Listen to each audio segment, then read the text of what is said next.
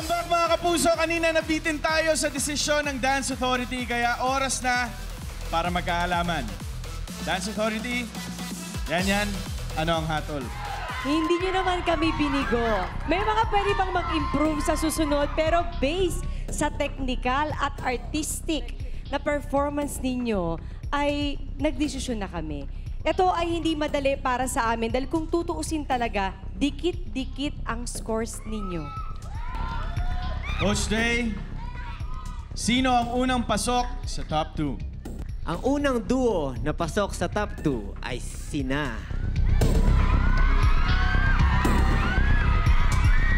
Glyza and JM.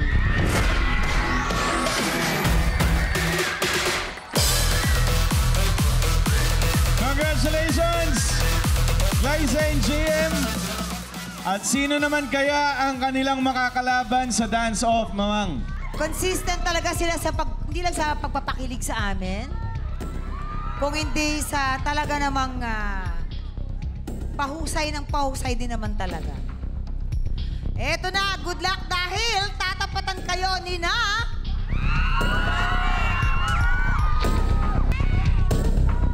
Patrick and Kakay.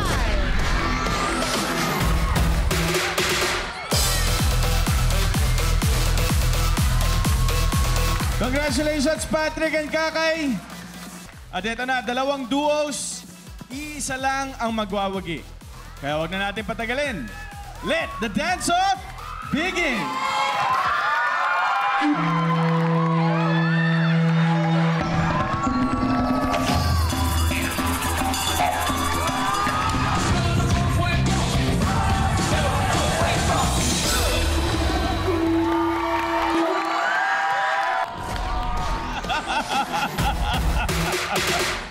Teka nga, sandali. Halika dito, Patrick. Halika dito. JM, halika dito. Halika mo na dito. Anong masasabi mo may nangyaring pisikalan sa dance-off? Sobra! Kidding aside, natapos na ang dance-off ni Glyza at JM versus Vision, Patrick at Kakay. At bago natin malaman ang hatol ng Dance Authority, shoutout muna tayo kay DJ Kimo Saves sa napakaswabing music mixes natin. And of course, to our coach, to our head coach, Coach MJ Arda, and the whole choreo team ng Stars on the Floor. Pero bago ang lahat, hindi pwedeng matapos ang gabing ito nang hindi natin babatiin ang ating dance star comedian, ang mahal nating Mamang Pokwang. Happy birthday, Ma'am! Happy birthday! Message ka muna, Mang. Message ka muna bago mo... Oo, message ko muna. Lord, thank you sa another taon. Yes, let's go! Salamat po sa aking family. And of course, sa aking mga katrabaho. Sa Sparkle family, maraming salamat po. And syempre, sa TikTok Lock family ko rin. At sa aking Stars on the Floor family, maraming salamat po sa inyo. Maraming salamat sa napakagagandang show na binibigay po ninyo sa amin. And ang wish ko syempre, tumagal pa ng tumagal ang programang ito at ma-expose lahat ng mahuhusay na talento ng GMA. So, Dance Authority, sino ang top dance star duo natin para sa ating Tatak Pinoy Week? Yan?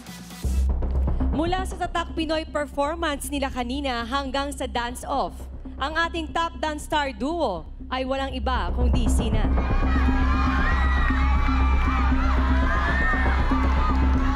Glyza and JM.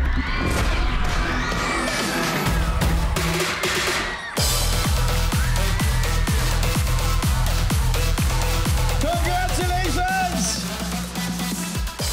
Glyza at JM. Grabe naman. Well, eto na ang total points matapos ang Tatak Pinoy Night. Leaderboard, reveal the rankings. Last week, unang inilabas ang leaderboard at ang namayagpag sa tuktok ay ang dance star duo na sina Glyza at JM with 101.7 points. Kasama rito ang 2 points na nakamit nila sa pagpanalo ng dance-off.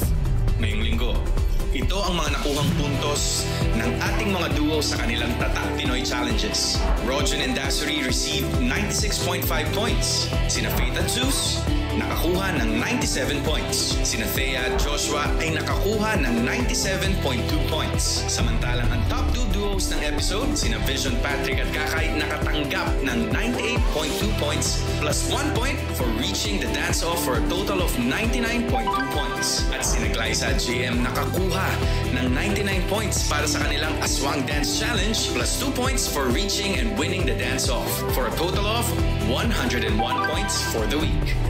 Idadagdag ang mga puntos na to sa ating leaderboard para makuha ang ranking ng Dance Star Duo this week. Based sa leaderboard natin, umiinit ang labanan at congratulations sa nakatamang sagot sa ating Guest to Win promo. Pero di pwedeng mag-chill dahil pwedeng maagaw ang top spot ng makakakuha ng highest points next week. Okay guys, eto. Ready na ba kayong malaman ang inyong susunod na dance challenge? Ready na ba kayo? Alright, Dance Universe next week. Ang ating konsepto ay movie night. Iba't ibang movie genres ang lalapatan ng ating magagaling na Dance Star duos ng iba't ibang dance styles. Ayan, at maraming salamat sa ating Dance Authority at sa ating mga star duos for tonight. JM and Glyza, once again, congratulations for the win. Sa ating mga kapuso, maraming salamat muli sa pagtutok sa ating episode this week. At, nako, abangan niyo po kami palagi tuwing Sabado dahil next week, sayawan na naman tayo ulit. Dito lang yan sa Stars on the Floor!